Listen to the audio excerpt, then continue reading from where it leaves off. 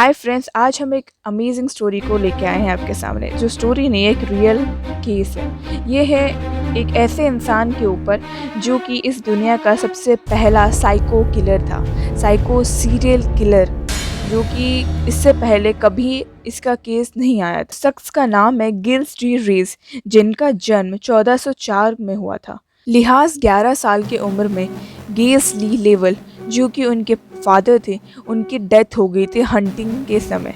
फिर उनके बाद उनके माता की भी मौत हो गई। 1415 तक उन्होंने अपने दोनों ही पेरेंट्स को खो लिया था। उन्होंने अपने आगे की ज़िंदगी जेन डी कैरोन अपने नाना के पास ही बिताई। यदि उनके कैरेक्टर के बारे में बात करें, वो बहुत ही एग्रेसिव मोड के थे। बहुत ही जल्दबाजी में काम करना और बहुत ही जल्दी गुस्सा हो जाना उनके कैरेक्टर में था, जो कि बैटलफील्ड में बहुत ही क्लियर नज़र आता था। वो बिना डरे युद्ध करते थे।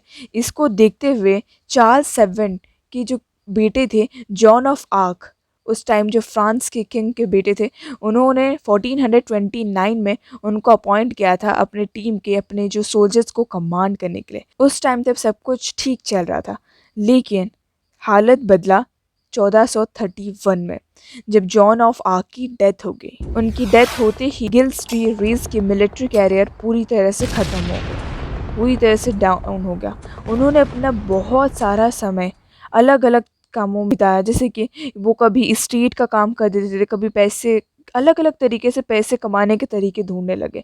उन्होंने काफ़ी टाइम डेकोरेशन, सर्वेंट, इस टाइप से कामों में इन्वॉल्वमेंट। 1432 में जब उनकी ग्रैंडफादर की डेथ हो गई, तो उन्होंने अपने कवच और जो तलवार थी, जो युद्ध में वो लड़ा करते थे, उनको और अपने भाई को छोड़ के, घर छोड़ के ही चले गए। उन्होंने इसके बाद बहुत ज़्यादा ही धर्म, अध्ययन, इन सब में लग गए।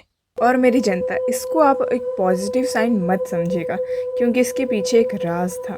1433 में उन्होंने खुद का चैपल खोला, जो उसको हम बोलते हैं कि ये क्रिश्चियन का प्रेयर करने का प्लेस है। एक छोटा सा रूम होता है, लेकिन ये पूरा चर्च नहीं। इसके बाद रेस ने अपना असली रंग दिखाना स्टार्ट किया। रेस अकेला नहीं रहता था, उसके साथ उसका एक सर्वेंट भी रहता था।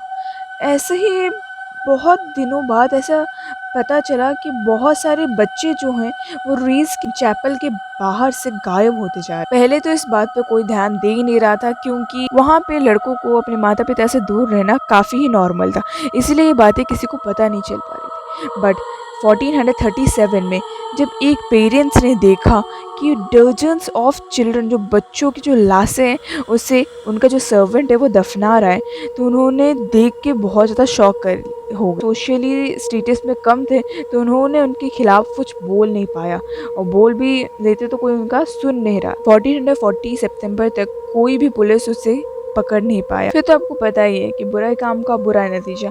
अक्टूबर 26, 1440 में उनको पकड़ा गया। रेस को टॉर्चर किया गया और पूछा गया, तो उन्होंने बोला कि वो पिछले 10 सालों से 100 से भी अधिक बच्चों को किडनैप कर चुके हैं और उनको टॉर्चर करके मार दिया है। कई लोग ये बोलते थे कि वो सिर्फ बच्चों को टॉर्चर करके मारते भी नहीं थे, जो भी अंग उन्हें पसंद होता था उसे काट कर निकाल देते थे, और उसको लेके वो बहुत ही तेज़ी से हंसते थे, उसके साथ खेलते थे।